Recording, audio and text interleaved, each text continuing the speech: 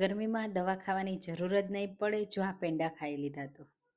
Hello friends, હું છું શીતલ. તમારું સ્વાગત છે મારા કિચનમાં. એનર્જી, પ્રોટીન અને વિટામિન એવું બધું આપે ને એવા આજે આપણે આ પેંડા તૈયાર કરીશું, જે તમે મહિના સુધી પણ રાખશો ને તો પણ ખરાબ નહીં થાય.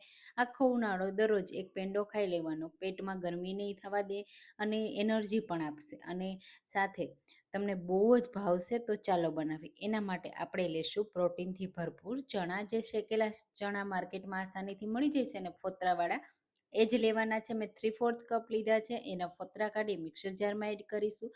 સાથે લેશું એમાં અડધો કપ મખાના, 3 થી 4 કાજુ અને 3 થી 4 બદામ. તો બદામ અને કાજુ તમારા પસંદ પ્રમાણે ઓછા વધારે કરી શકો છો. હવે બધી વસ્તુનો આપણે પાવડર કરી લઈશું. આ પાવડરને તમે બાળકોને દૂધ સાથે પણ આપી શકો છો, જો તમને મીઠાઈઓ એમને નથી ભાવતી તો. અને આપણે આમાંથી પેંડા તૈયાર કરીશું. તો સૌથી પહેલાં આપણે પેનમાં 2 ચમચી જેટલું ઘી એડ કરીશું. આ રીતે ઘી ગરમ થાય ને એટલે ગરમીમાં ઠંડક આપે ને એના માટે આપણે લેશું જુવારનો લોટ, જે પચવામાં એકદમ હળવો હોય છે. આ પેંડા તમે ઘઉંના લોટ સાથે પણ બનાવી શકો છો અને બેસન સાથે પણ બનાવી શકો છો. પણ જો ગરમીમાં બનાવતા હોય ને તો જુવારના લોટ સાથે બનાવવાના, અને તમને ખાતી વખતે ખબર પણ નહીં પડે કે આ જુવારના લોટમાંથી બનાવ્યા છે અને ખૂબ જ હેલ્ધી બનશે. તો ગરમીઓમાં તમને મીઠાઈ ખાવી પસંદ છે કે નહીં, મને કમેન્ટમાં ચોક્કસથી કહેજો. અને મારી રેસીપી તમે કઈ સિટીમાંથી જુઓ છો ને એ મને જરૂરથી કહેજો. તમને ખૂબ ગમશે આ રેસીપી. અને આવી ઘણી બધી ગરમીઓમાં ખવાય ને એવી જુવારની રેસીપી મેં મારી ચેનલ પર પોસ્ટ કરી છે. એકવાર તમે જરૂરથી ચેક કરજો, તમને બધી રેસીપી બહુ પસંદ આવશે. હવે અહીંયા લોટનો કલર ચેન્જ થઈ જાય ને એકદમ બદામી કલર જેવો, ત્યાં સુધી શેકવાનો છે. ખાતી વખતે બિલકુલ લોટ કાચો ના લાગવો જોઈએ અને સરસ એવો ટેસ્ટ આવવો જોઈએ, ત્યાં સુધી આપણે એને શેકવાનો છે. જો તમને વધારે ઘી પસંદ હોય ને તો વધારે ઘી એડ કરીને પણ લોટને શેકી શકો છો. આ રીતનો બદામી કલરનો સરસ એવો લોટ શેકાઈ જવો જોઈએ. પછી અહીંયા આ લોટ આ રીતે શેકાઈ જાય ને એટલે આપણે જે બધું મિક્સર લોટનું તૈયાર કર્યું છે ને એ એડ કરી દઈશું. અહીંયા હું ગેસની ફ્લેમ બંધ કરી દઈશ, કારણ કે પહેલેથી જ પેન એકદમ ગરમ છે, જાડા તળિયાવાળું વાસણ છે, એટલા માટે તમે આ બધી વસ્તુ એડ કર્યા પછી ગેસની ફ્લેમ બંધ કરીશો ને તો પણ બધું શેકાઈ જશે.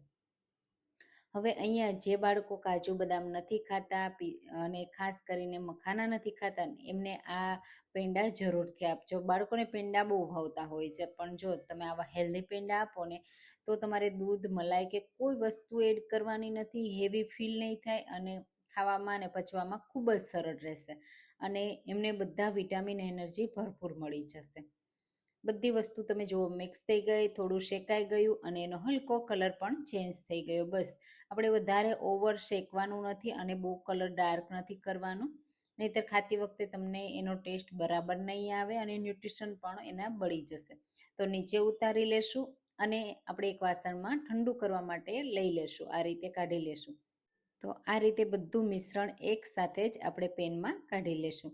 અને આમાંથી આપણે પેંડા તૈયાર કરવા માટે કોઈ દૂધ, મલાઈ કોઈ વસ્તુ એડ નથી કરવાની અને એકદમ હેલ્ધી અને ખાસ કરીને ગરમીમાં ઠંડક આપે ને એના માટે આપણે લેશું સાકર. તમે ખાંડનો પાવડર પણ લઈ શકો છો, બુરું લઈ શકો છો. અને હા, ખાંડ સાકર નો યુઝ કરવી હોય તો તમે આ મીઠાઈને ગોળ સાથે પણ બનાવી શકો છો. તો ગોળ સાથે કેવી રીતે બનાવવાની એ હું તમને વિડીયોના લાસ્ટમાં કહીશ. હવે અહીંયા એકદમ પેંડા જેવો ટેસ્ટ આવે ને એના માટે આપણે મિલ્ક પાવડર એડ કરીશું. જો તમારે નો એડ કરવો હોય તો સ્કીપ કરી શકો છો.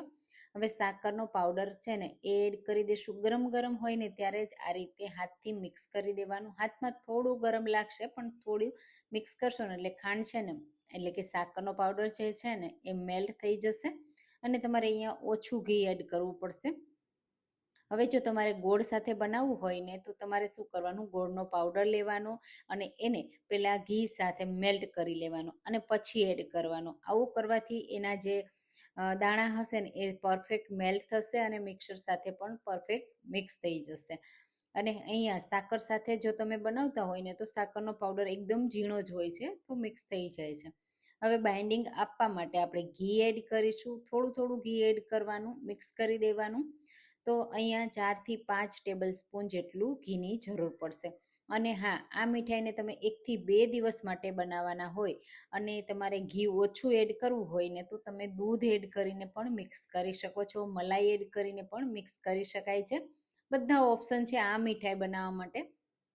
હું અહીંયા ઘી સાથે બનાવું છું. આ મીઠાઈ 1 થી 2 મહિના સુધી પણ તમે રાખશો ને તો પણ ખરાબ નહીં થાય. અને હા, જો તમે દૂધ કે મલાઈ એડ કરી અને બનાવતા હોય ને તો મીઠાઈને તમારે ફ્રીઝમાં રાખવાની. અને આ ઘી સાથે બનાવતા હોય ને તો ફ્રીઝમાં રાખવાની જરૂર નથી. આ રીતે ઘી એડ કર્યું. ટોટલ આપણે અડધા કપ જેટલું ઘીની જરૂર પડી છે બધું જ મીઠાઈ બનાવવા માટે. હવે અહીંયા પેંડા જેવો કે તમને જેવો પસંદ હોય ને એવો શેપ આપી દેવાનો. પહેલાં આ રીતે સ્મૂથ કરી લેવાનું અને પછી અંગૂઠાને આંગળીની મદદથી તમે શેપ આપશો ને એટલે એકદમ સરસ એવો પેંડા જેવો શેપ આવી જશે.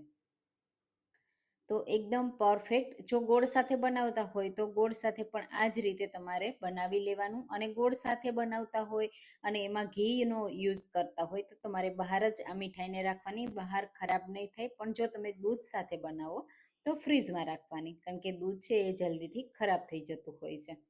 અને ગરમીઓમાં તમારે જરૂરથી ખાવું, જમ્યા પછી ગળ્યું ખાવાનું મન થતું હોય ને એના માટે આ બેસ્ટ મીઠાઈ છે. હેલ્ધી પણ છે, ટેસ્ટી પણ છે અને ગળ્યું ખાવાનું મન થાય ને એ પણ સંતોષાઈ જશે અને તને પોષક તત્વો પણ મળી જશે. તો આ રીતે બધા જ પેંડા મેં બનાવી તૈયાર કરી લીધા છે.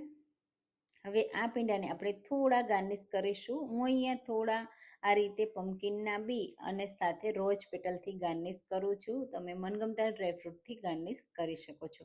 છે ને, જોતાં જ ખાવાનું મન થઈ જાય એવા બન્યા છે ને.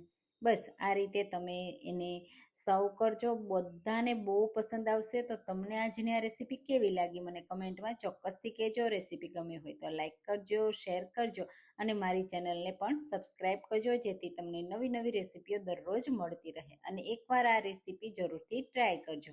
ચાલો ફરી મળીશું એક નવી રેસીપી સાથે. Thank you for watching.